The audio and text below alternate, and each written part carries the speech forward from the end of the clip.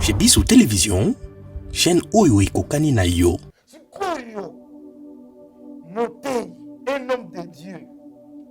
Abima l'église. Akenoko koma député. Akenoko sala politique. To s'ingérer na makamba politique. Tango nini ya kotanga Bible. Tango nini ya kozwa temps ya ko sambela pona bana nzambe. Parce que bénédiction ya bana nzambe eza attaché na ministère ya parole. Na monoko basala nzambe. Tant bazoteya, tant bazosambela nde bana nzambe bazozala béni. Un homme de Dieu akoki kosala politique ya mabele te. 1 Corinthiens chapitre 14. 1 Corinthiens chapitre 14, 37. Si quelqu'un croit être prophète ou inspiré, qu'il reconnaisse ce que je vous ai écrit est un commandement du Seigneur. Si quelqu'un l'ignore, il l'ignore. Donc, ceux qui m'ont croire qu'il y a mon saco, les inspirés, à Pémami. Andi Makebolo, apôtre Paul a commis. Non seulement apôtre Paul, mais on nyonso.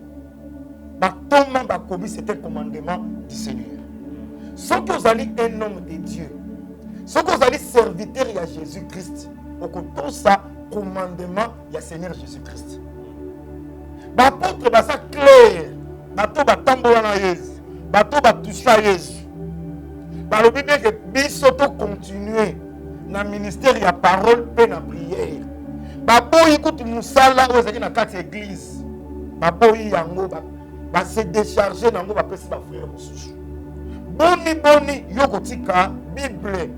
Boni yokotika chair. Ok, nous comptons ma politique. L'église est apolitique. L'église est kokota politique. Matthieu chapitre 4. Voilà. Matthieu chapitre 4. Verset 8 à 10. Les diables, le diable les transporta encore sur une montagne très élevée, lui montra tous les royaumes du monde et les rois. Et lui dit, je te donnerai toutes ces choses si tu te prosternes et m'adorer. Et m'adore. Jésus lui dit, retire-toi, Satan, car il est écrit, tu adoreras le Seigneur ton Dieu et tu le serviras lui seul. Le diable. Azumina Jésus a mis la ngomba, babé la qui tous les royaumes du monde. Rwanda na kati, France na kati, États-Unis na kati, Congo na kati, Kenya na kati, Inde na kati, tous les royaumes du monde. Alors, que soto kumba melinga na pesio. On donne ce qu'on a. Nalingi bato ouverture ya oreille spirituelle à la makasi. On donne ce qu'on a. Tant que déjà que soto kumba melinga na pesio. Personne banana na Jésus-Christ, wazali fils de Dieu. Soto kumba melinga na pesio. C'est que condition diable pour le royaume du monde et sa gloire ont régné dans ce monde. Et Seigneur ont adoré le diable.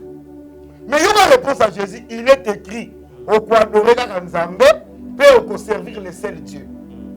Et il dit que un pasteur a mis pesi na makambo ya mokili, ya règne ya mokili, ya gloire ya mokili. Quelque part, assez adorer Satan. Parce que l'invitation aux autres appartient à très bien. C'est que nous qu'on a adoré Satan. Moi je donne la lumière.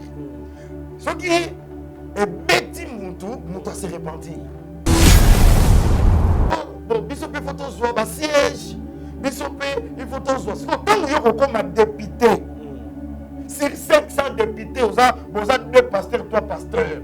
Dans l'Assemblée nationale, vous les avez en majorité. Et là, on est dans contre église. Bon, attends, comme 500 députés, parce que nous, on a parlé des peuples, vous baza 500 bino tout ba pasteur sikoyo ntango kovote baloi na bino wana ekozala po emema église wapi dans quel royaume parce que kolo oyo akufela biso le Seigneur Jésus-Christ alobi yango clair na Pilate abi que mon royaume n'est pas de seconde mon royaume eza ya mabele te si le royaume oyo bino bapasteur est-ce que mission oyo le Seigneur apesi bino po omema bato na Congo na États-Unis na Belgique to bomema bango dans quel royaume?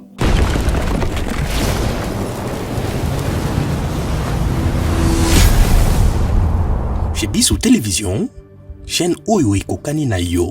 Cabinet de santé nationale puissante chez Dr Cathy Munga. Comme on a sœur Cathy Munga, nazali naturothérapeute, nazali kosunga bandeko bazali na bokono ndenge na ndenge au moyen de plantes naturelles. Bandeko bazana ba problème ya ba hémorroïdes interne tout comme externe, infection urinaire, prostate, azoospermie, obota ezalité, rhumatisme, nerf sciatique, gouttes, règles douloureuses, glaucome, vision floue, motopathie intense, sinusite, awa nazana kati ya laboratoire. Ah, on débisika na séchaka ba plante, banzete, ba makasa ya ndenge na ndenge, dépôt nanga yango yo esika na salaka ba formule na ba solution nanga. Merci na équipe mobimba ya maison chez Cathy, en particulier Joyce Bolala.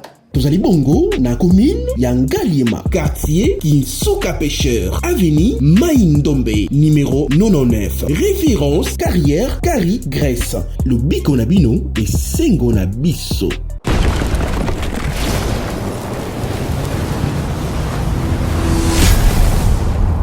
Chez Bissou Télévision, chaîne Oyo Ekokani na yo.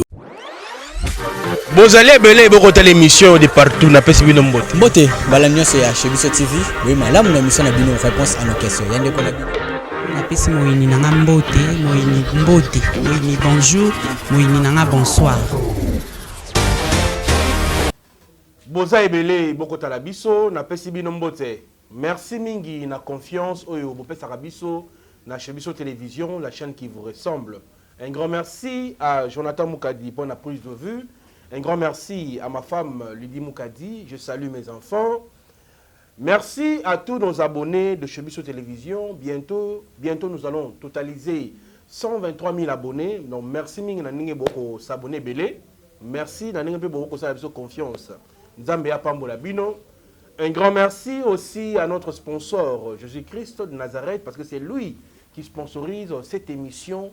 Nous avons chez Bissou Télévision yo kitoko wabi parce que sponsor na biso alemana no biso te après ça biso nyonso félé. Un grand merci aussi à une personne au niveau du Canada où yopé a contribué à après ça vraiment 10 francs na pour été chez Bissou Télévision et Kene Liboso nzambe ya pambola yo. Merci pe na Dinis Mosolo pour na montage et puis prise de vue. Merci na Elias pour na mosala ki toko boko ça la réalisation et prise de vue. Merci na bino nzambe ya pambola bino. Bande ko balandi communiquer na biso l'autre fois na ça ki bino que maman moko na niveau ya États-Unis a koluka bana ya mobali na ye na kombo ya mama komo na ye, voulais-je dire maman Justine Marara azali bongo na niveau États-Unis a koluka bana ya mobali na oyo bazana Kinshasa awa précisément na RDC na Kinshasa, voulais-je dire bautaki Goma baza siko na Kinshasa mobali na ye komo na ye papa Lucien Ngoyi azali bongo pilote atika kibiso na 2007 na crash avion na mission de service na yango azoluka bana ya mobali na ye moto nyonso ko reconnaître photo ya papa na biso Lucien Ngoyi abenga biso na lombangu po ete molonga na ye mwasi na ye maman Justine akoluka bana ya mobali na oyo batikalaki awa parce que alobi eza ba responsabilité na ye. Voilà. Mesdames, Messieurs, aujourd'hui, nous allons parler Togolo Belabongo, l'Église face à la politique. Est-ce qu'un homme de Dieu est appelé de faire la politique? Parce que les loyaux, tout le monde qui m'a élégaki, tout le monde qui va sextape bimaki, tout le monde qui va politicien, lukuta n'est pas na bango parce que biso na Congo la politique est lukuta. Si tout le monde mo sali na nzambe ba sali na nzambe ba ko mubuka lukuta parce que ba côté politique. Donc, c'est ça, ma camoufle le émission à l'élo. Mon tour d'ensemble, n'a pas sur mbote. Mbote ndeko Chik Mukadi. Sango nini. Merci. Malamu, Seigneur. Alors c'est la mission grâce, tu as musala moko campagne d'évangélisation. OK. Vraiment il est qui na kimia.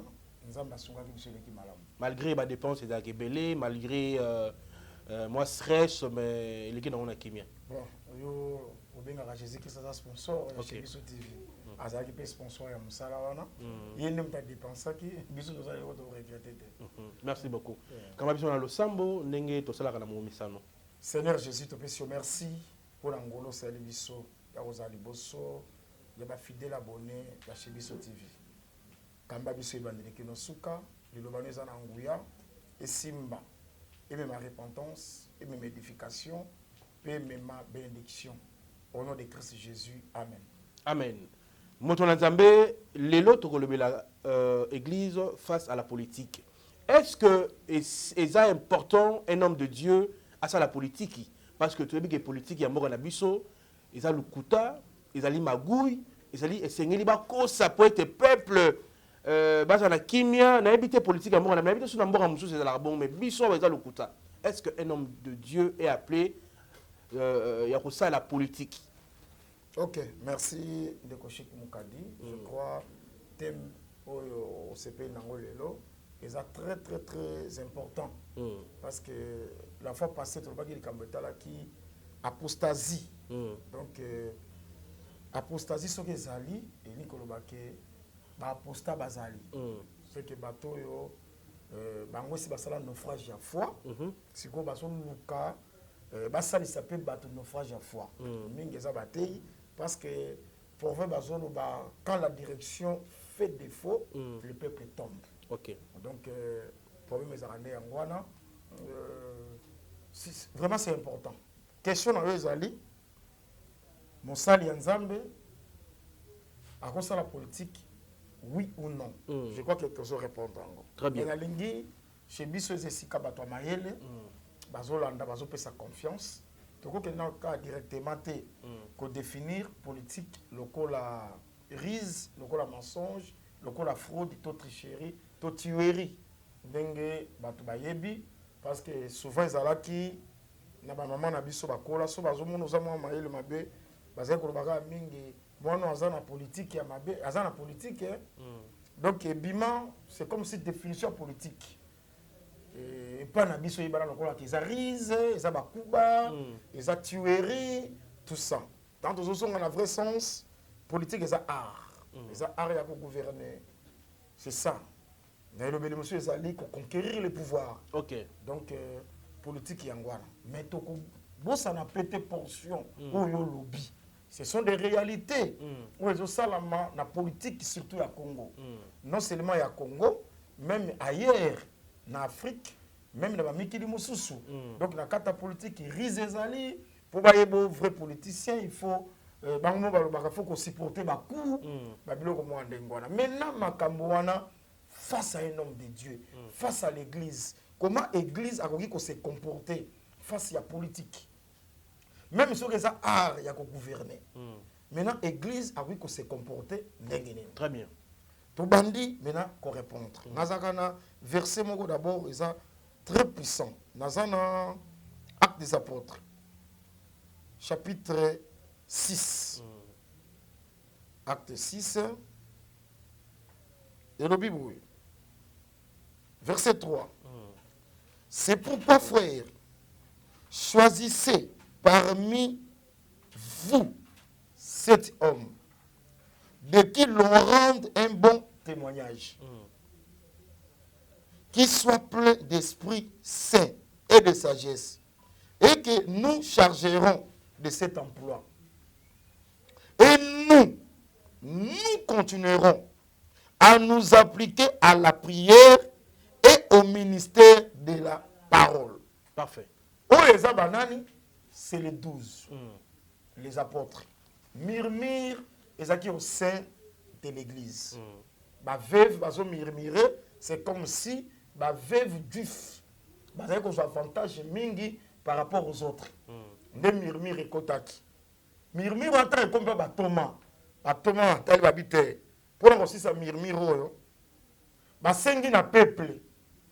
ke bopona bato sambo bato wana bango s'occuper na table to na distribution ya nourriture bango s'occuper nango malobi et nous wana ce sont les apôtres, nous wana ce sont les hommes de Dieu.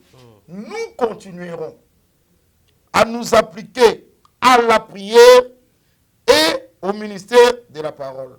Yoka Sikoyo, verset 5. Cette proposition plie à toute l'assemblée et il élire Étienne, homme plein de foi, tout ça.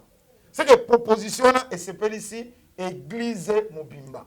Proposition nous a dit top on a 7 hommes bango ba s'occuper na makambo mosusu église na oza social na kati église bango ba s'occuper na mais pour na biso batei to tika kaka na prière pe na parole ndeko chic.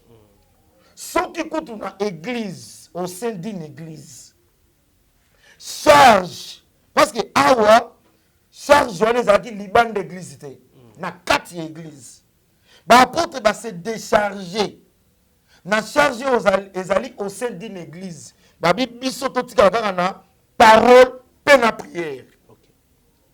Pe ba bi proposition to ba pesa on ensemble ba sepeli nango soki to tangi na se okomona ba retomber ya décision oyo miracle ezalaki na église bolingo tolesamaki na église nzamba se manifestaki na kati église makasi.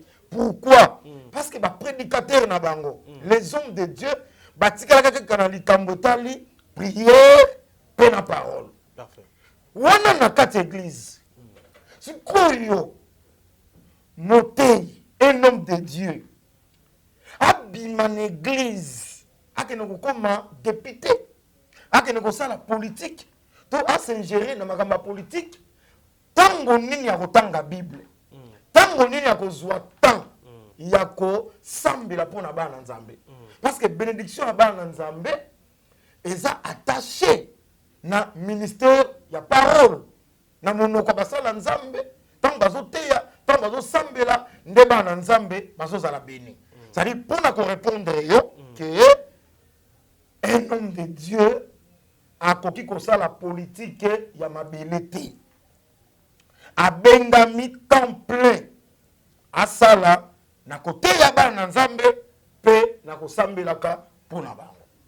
Donc question na yo na ko répondre yango wana to ba ete ndeko na biso papa Mukuna tozui Sonika Futa tozui Kiziamina tozui papa Coutinho tozui baza mo ebele pour ne pas tout citer le nom baza na kobunga papa pour ba koti politique ba verso totangi hein ba verso totangi RSOP na moni ezapé na politique na kati ba verso totangi biso na tobota mete hein nako bakiselo ko mususu de très important 1 Corinthiens chapitre 14 1 Corinthiens chapitre 14 verset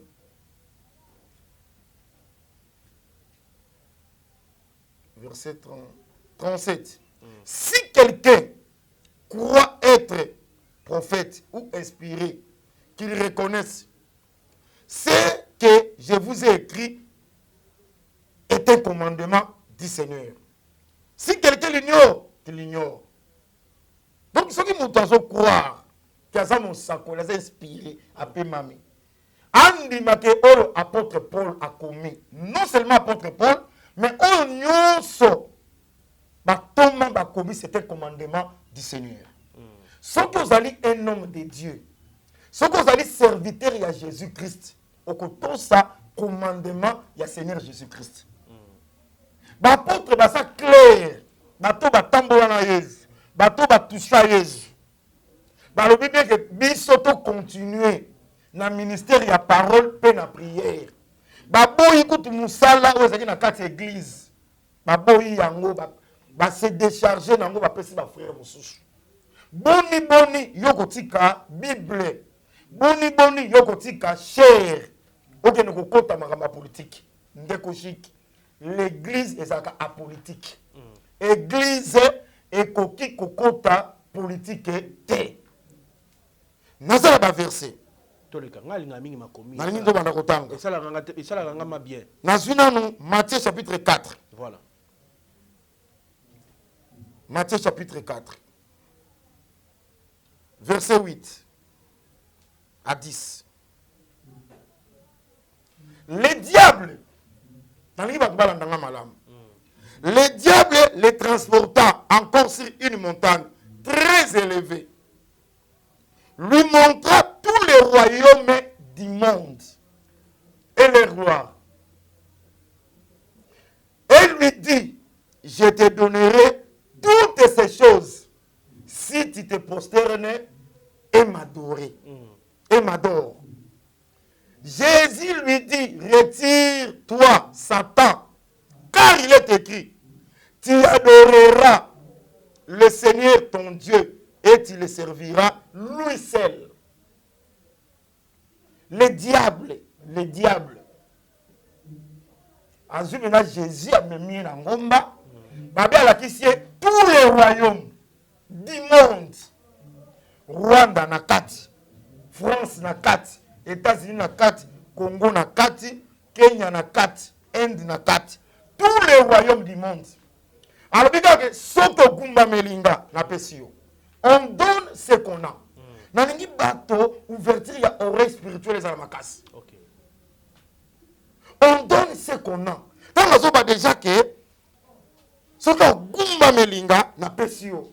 Personne bananani na Jésus-Christ, wazali fils de Dieu. Soto kumba melinga na pesio. C'est que condition diable pour le royaume du monde et sa gloire ont régné dans ce monde. Et Seigneur ont adoré le diable. Mais il y a une réponse à Jésus. Il est écrit au quoi adorer Nzambe, puis au servir le seul Dieu.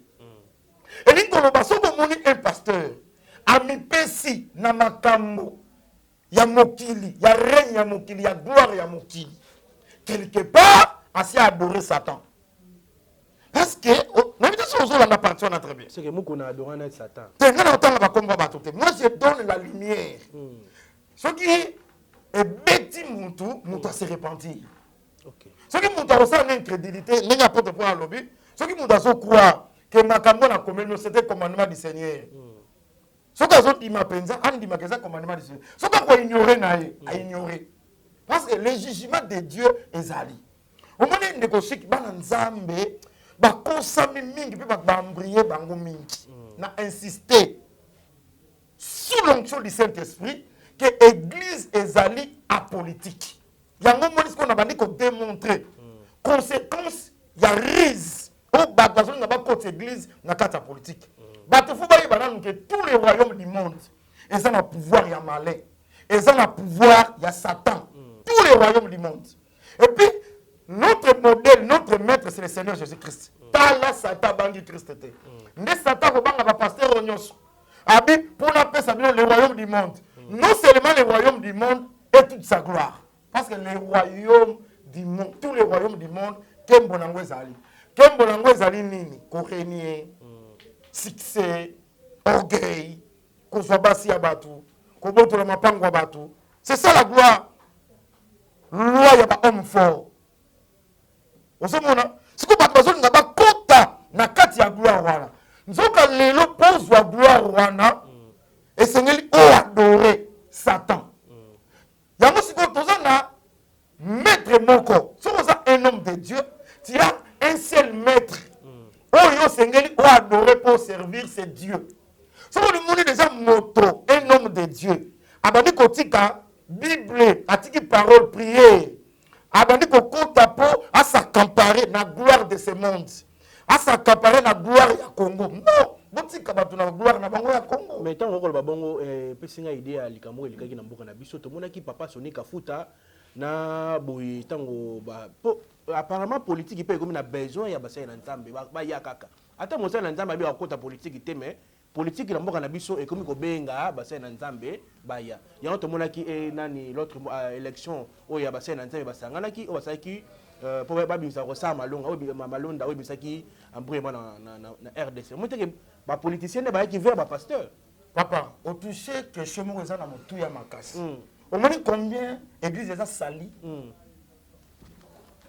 tobandika lelo te nayebi te bon naza mpenza nasokipaka mingi na makambo etali bible mais naza congolais c'est comme si makambo wana euti na San City batrahi peuple bapaster batrahi peuple bisa mutu bongo boya te chéri basimbi nde eloko ezalaki ya bango te OK soki nakopesa conseil les hommes de Dieu botika organisation ya baélection na bapoliticien OK botikela bango bino bozonga na bible boteya peuple de Dieu bosambela mpona peuple de Dieu mpo ekosimba te mais ba vers bino po ba biki bino boko sakate bo sembo siko problème eza nini nayebisaki yo la fois passé que bato bakufaka mais les esprits restent très bien ezwaka nde bakoro esalaka likambo wana eza likambo nini Israël azali koya azokende Kana na terre promise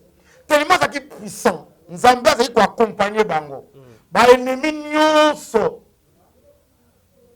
bazali koshue liboso ya Israël sikoyo esalamaki ke Balak roi ya Moab na crainte ya peuple de Dieu parce que église eza na puissance lelo bapaster nde tellement mingi baza baignorant bazo comprendre puissance oyo eza na kati ya église te tala papa chik baromain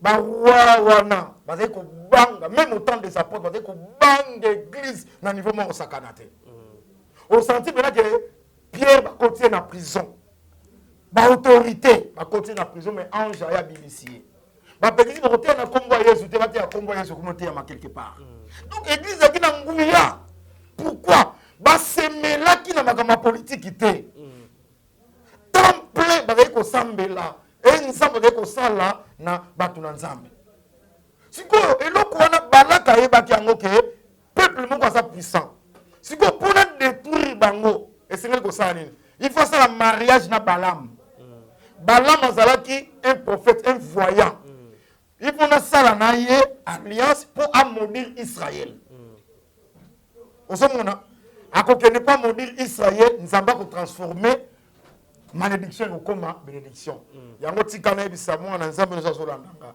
bilakeli mabe nyonso oyo bakolakela yo soki oza na nzambe ntango ezoya nzambe azozwa malédiction azotransforma ngo bénédiction amen meme mosakoli akandaki ayaki po aloba mabe nzambe akozwa mabe akobongola yango malamu mpe akopesa miso mosusu oresakola mabe mpona kosakola malamu mpona yo pourquoi parce que ça est nzambe donc et ça qui est Balak Balak c'est le pouvoir politique parce que c'est un roi Moab nanyango Balaam c'est le pouvoir religieux tendance les banda kala pour séduire le peuple de Dieu politique à ça toujours alliance na religion but na bango salaka bamema peuple de Dieu oyo azaki na obéissance ya commandement bamema bango na plaine ya Moab.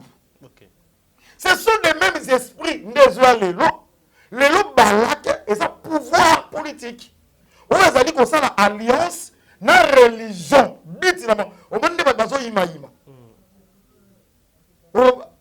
bato ya nzambe nde bakangi bato ya nzambe nde bakangi bango nde bakangi mboka pourquoi parce que bakokota na mariage eza ya bango te bato na nzambe bazonga na bible bato ya nzambe bazonga na parole mpe na prière ozomona donc eloko nakoki koloba yango wana ndeko siki to avancer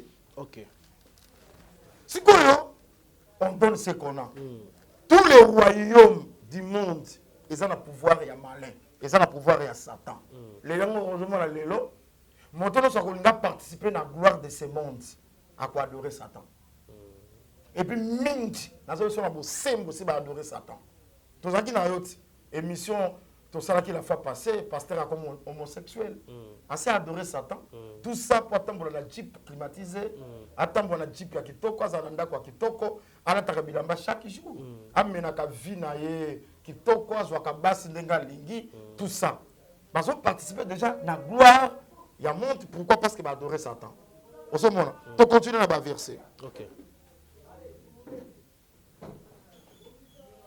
nalingi natalisa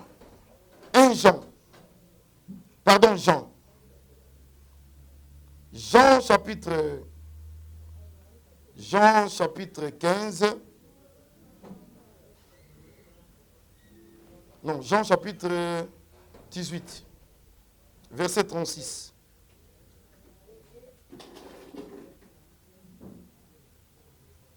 Verset 36. Nabandata na verset 34. Jésus répondit, est-ce que toi-même que tu dis cela, ou d'autres te l'ont-ils dit de moi? Pilate répondit, moi suis-je juif, ta nation et les principaux sacrificateurs t'ont livré à moi. Qu'as-tu fait? Jésus-Christ a répondu, mon royaume n'est pas de ce monde.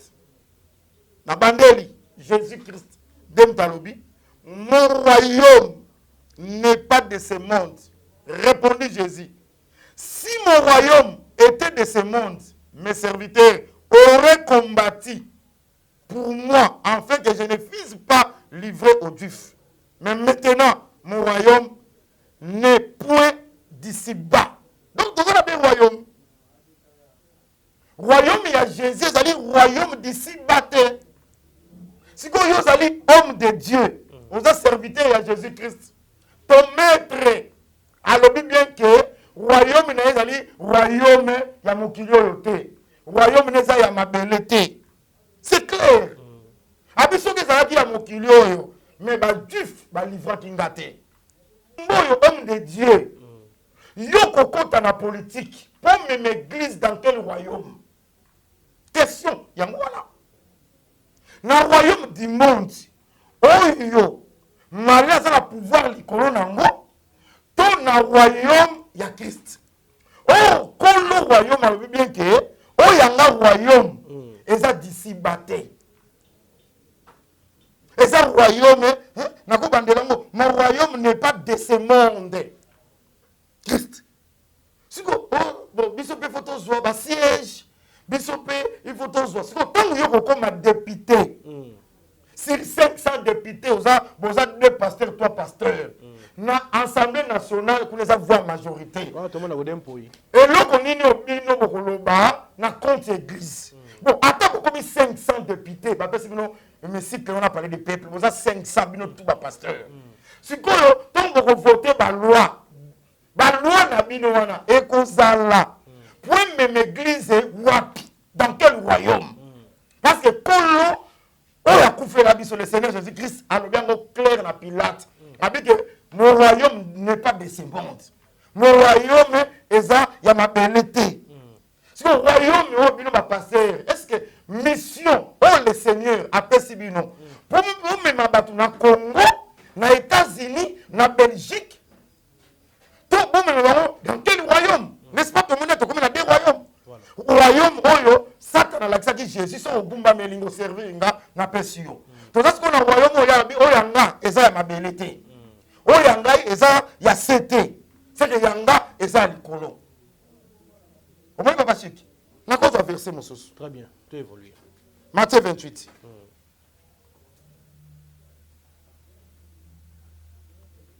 Matthieu chapitre 28.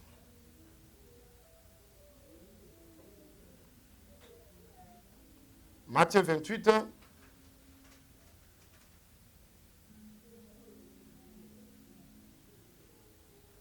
Matthieu chapitre 28. Versets 16 à 20. Alors, les 11 disciples allèrent en Galilée, sur la montagne que Jésus leur avait désignée. Quand ils le virent, ils se prosternèrent devant lui. Mais quelques-uns eurent des doutes. Jésus étant s'approché, leur parla ainsi. Tout pouvoir m'a été donné dans le ciel, sur la terre. Yoga Sukwa Bandikolobana 11. Allez, faites de toutes les nations des disciples, les baptisant au nom du Père, du Fils et du Saint-Esprit, et enseignez-leur à observer tout ce que je vous ai prescrit. Et voici, je suis avec vous tous tous les jours jusqu'à la fin du monde. Faites les toutes les donc mission. Oh bah pesibiso. Ezali ya côté ya sango malam, bato bakoyo kango, bazala baptisé, bato bakoyo kango, bakoma ba disciple ya nkolo Yesu Kristo. Ya moment esika na tradition na nini na livre Musa lobike, bokende bo prêcher que le royaume des cieux, non le royaume de la terre, le royaume des cieux est proche.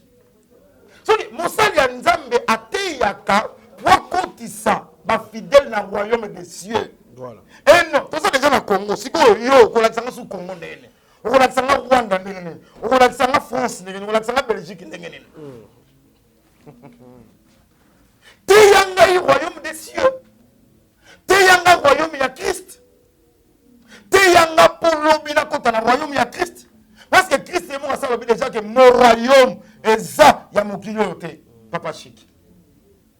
Mais si quoi moto l'entendé ba oyo déjà ba mi côté sina makambo to moni ba conséquences nango to moni papa évêque na biso sex tape bimaki to moni Denis Les yewana ba kangaki na prison to moni pasteur Giziamina atrichaki politique jusqu'à présent ba komi yima depa kota ki député ngo ti abimi pe résultat zate to moni papa na biso nani Godempoy azakuna na parlement kuna ya nani ya provincial. Tout le monde dit, bon, c'est quoi, il y a des conséquences politiques, il y a des politique, les lois sont frappés, le conseil n'y a pas ça. Je vais observer la parole, je vais observer la Bible. Si vous êtes dans le Bible, vous êtes conscient que vous n'avez pas de kanisaki, et ça y a ngoté. Et puis, nous sommes dans le sala, et ça y a ngoté. Nous avons une autorité. Bolanda ba flatterie. Bo sala musala na bino na kimia. Bo pona ki nzela bila ko sala ba politicien. Bo kumba politique na bino na bien-être ya peuple. OK. Bolanda ba flatterie. Ngako na kosenga na ba autorité bo benga na ba pasteur. Tango zo okota na musala na bino. Bo benga na bango. Bo bango bazala musala ya bango. Bo benga na ba flatterie. Nous avons une prophétie à l'Okuta. Nous avons un poison. Pour l'ongola yango, pesa $10,000, bâtir hôtel. Nous avons un voilà, tout le monde a fait chance. Il y a des amis prophétie par les politiciens. Vous avez organisé prière Mokoboé, na stade des martyrs, na Tata Raphaël, prière et nation pour nous délivrer. Oh, papa, tous va verser mon quoi.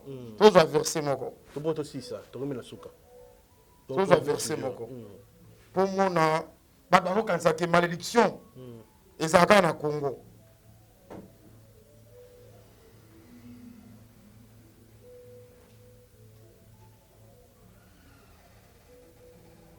Dans la Bible, 1 Jean, chapitre 5, verset 19. Nous savons que nous sommes des dieux et que le monde entier est sous la puissance du malin. Et ce concerne qu'en Congo, c'est comme si diable a congolais. Ne pas s'impressionner. Le monde entier, même les États-Unis, Azali sous la puissance du malin. Papa Chic, jusqu'aujourd'hui, contrôle le monde. Et ça n'a pas de diable. Mais nous avons le coup, parce que Christ a dit notre maître a dit Boza na mokili. Boza na mokilité. Église a dit un peuple mis à part. Église a dit un peuple sanctifié. À vivre makambo zali contrairement. Nenge mokili et so tambusama. Osomona. Jusqu'à ce que le Seigneur Jésus-Christ a établir le royaume des cieux sur la terre. Mais tous les royaumes du monde sont sous la puissance du malin. Il y a un autre serviteur qui a politique. Est-ce que quand on a la politique, ils allaient pour retomber dans l'église, même l'église wapi. OK. Comme ça, l'église va membre parce que et comme on a un niveau que dans une église, drapeau à parti politique est côté. Ça, c'est grave. Et ce qu'on marketing dans cette église, député ailleurs, qui s'est na chair peut pas présenter. Mais c'est grave. Donc, on a beaucoup c'est l'église est apolitique. Voilà. On est arrivé à la fin de cette émission, mesdames, messieurs. Pour nous, studio, effectivement, tous en moment, Moulaï Kassingonga, Tomoni, Toko Zongelan peut-être, ce qui est l'homme de Dieu a peut-être biso temps. Mot de la fin pour nous, Maïnion, Sotolobi, dans l'émission Alléluia. Mot de la fin, c'est que Apocalypse 19.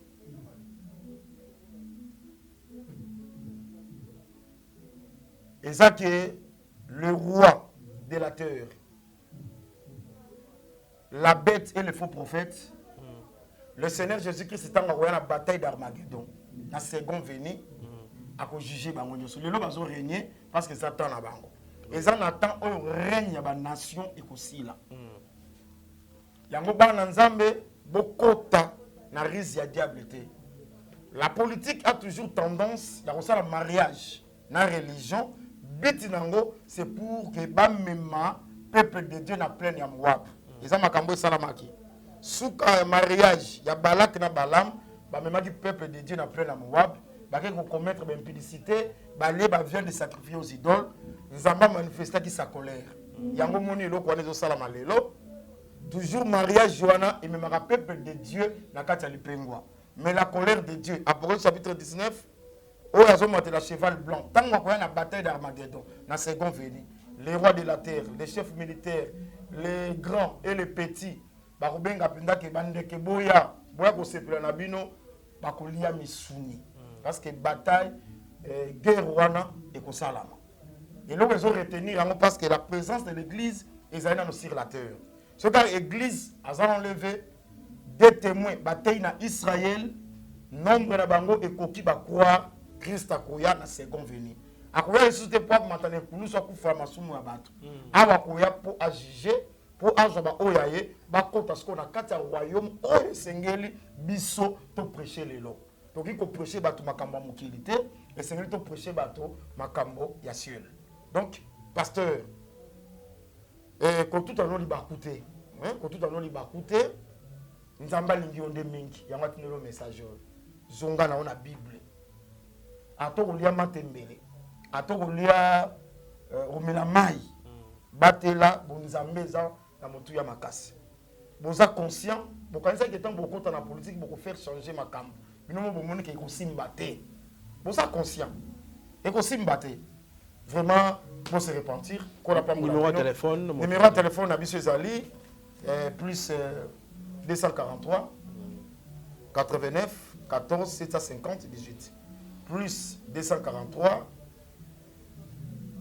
89 14 750 18. Nazo senga ngabande kobo s'abonner très massivement Pasteur Emmanuel Tumba TV, chaîne nabino YouTube wana Pasteur Emmanuel Tumba TV. Pasteur wana katangwaka past. Donc vous s'abonner très massivement. Pourquoi pas kaka na émission ngo yo qui sont sepeli au s'appuyer ou appuyer kaka. Vous s'abonner, beaucoup de vous s'abonner un cas dans mon collègue au Salabiso bien mingi et ça manière à soutenir la vérité. Vraiment Kolo a pas mon mingi. Merci l'homme de Dieu. Alors un grand merci à tout le monde qui était bien scotché pour suivre cette émission Police de Stars. Un grand merci aussi à Jonathan pour la prise de vue. Merci à Eli, merci à Dish Mosolo. Bande Walandi né dans Tekobake avis de recherche Mokezali à maman Nabiso Azali Koluka maman Justine akoluka bana ya mobali na ye oyo bazali bongo na Kinshasa awa papa ya mobali na ye comme on a Lucien Ngoyi beaucoup mon photo et koleka et puis la maman elle est là juste à côté donc mobali na ye akufaki donc atika kibana maman azana niveau ya États-Unis alors azana bosenga ya ko récupérer bana ya mobali na ye alors mutu nyonso a ko reconnaître photo ya papa Lucien Ngoyi a contacter biso comme ça tout cha bango en contact na maman vraiment aza na besoin bosenga ta famille ata oyebi ke bana bazasu na Kinshasa ta bakena place kingani mais soki oyebi place bazali ata numéro de téléphone pour que akote en contact na bango. Vraiment un grand merci à ma femme Lydie Moukadi, je salue mes enfants, mes 5 enfants. Votre papa vous aime beaucoup. Merci beaucoup à tout le monde qui aime bien chez Bisso Télévision. Je pense que ceux qui sont au coup, merci beaucoup à notre sponsor, Bisso Jésus-Christ Nazareth, parce que c'est lui qui sponsorise cette chaîne chez Bisso Télévision, la chaîne qui vous ressemble. Bye bye.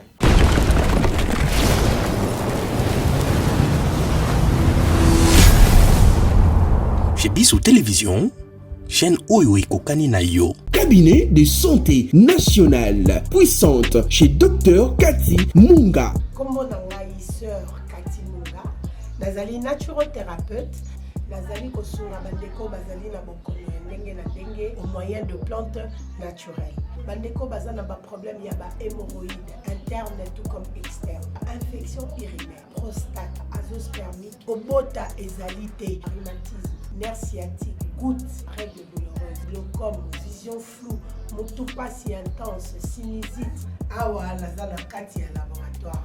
Awa nde bisika na séchaka ba plante, banzete, ba makasa ya ndenge na ndenge, depo na nga yango yo esika na salaka ba formule na ba solution na nga. Merci na équipe mobimba ya maison chez Cathy, en particulier Joyce Bolaba. Tozali bongo na commune ya Ngaliema, quartier Kinsuka Pêcheur, avenue Maïndombe, numéro 99. Référence carrière Kari Grèce. Le biko na bino et sengo na biso.